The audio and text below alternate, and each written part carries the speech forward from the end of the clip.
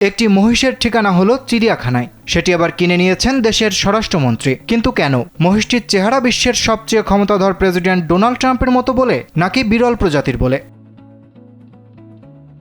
কোরবানির ঈদ আসলেই বাংলাদেশে গরু কিংবা ছাগল নিয়ে আলোচনার ঝড় ওঠা পুরনো প্রসঙ্গ। কেউ বেশি টাকায় ছাগল নিয়ে নিজের পরিবার সহ দেশ ছেড়েছেন, কেউ আবার বেশি টাকায় গরু কিনে নজরে পড়েছেন দুদকের। তবে এবার এই মহিষটি নিয়ে আলোচনার ঝড় উঠেছে পৃথিবী জুড়ে। সামাজিক যোগাযোগ মাধ্যমের পাশাপাশি রয়টার্স ও স্কাই নিউজের মতো আন্তর্জাতিক গণমাধ্যমও ধারাবাহিকভাবে প্রাণীটি নিয়ে সংবাদ প্রচার করে যাচ্ছে।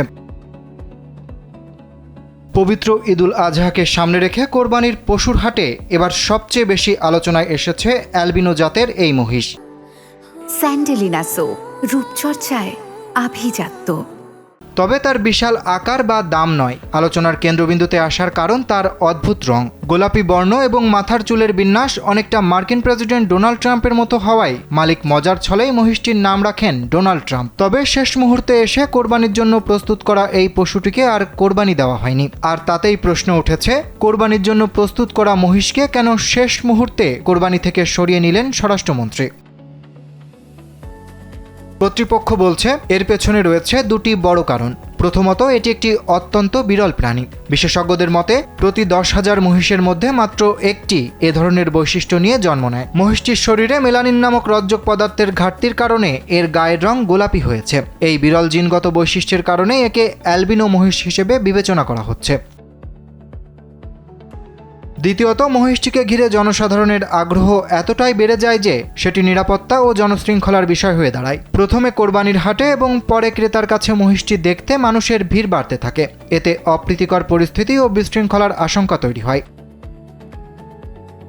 এ অবস্থায় স্বরাষ্ট্র মন্ত্রণালয়ের হস্তক্ষেপে মহিষটিকে কোরবানি না করার সিদ্ধান্ত নেওয়া হয়। ডোনাল্ড ট্রাম্পকে কিনেছিলেন কেরানীগঞ্জের মনিরুজ্জামান। ওই ব্যক্তিকে পশুর ন্যায্য মূল্য ফেরত দেওয়া হয়। পাশাপাশি কোরবানির জন্য বিকল্প গরুর ব্যবস্থাও করা হয়, যাতে তিনি কোনো ধরনের ক্ষতির মুখে না পড়েন।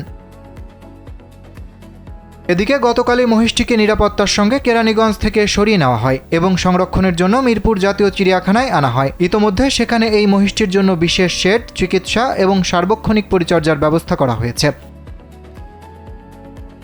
কৃষি, মৎস্য ও প্রাণী সম্পদ প্রতিমন্ত্রী সুলতান সালাউদ্দিন টুকুর ভাষ্য, ডোনাল্ড ট্রাম্প শুধু একটি আলোচিত মহিষ নয়, এটি বাংলাদেশের প্রাণী সম্পদ ও জীববৈচিত্র্যের জন্য একটি গুরুত্বপূর্ণ সম্পদ। ভবিষ্যতে গবেষণা, প্রজনন এবং বিরল প্রাণী সংরক্ষণ কার্যক্রমে এটি গুরুত্বপূর্ণ ভূমিকা রাখতে পারে।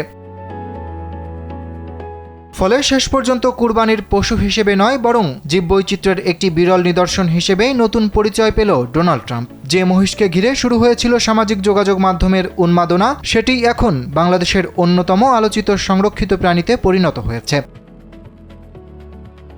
অরিত্র বাসু, কালবেলা।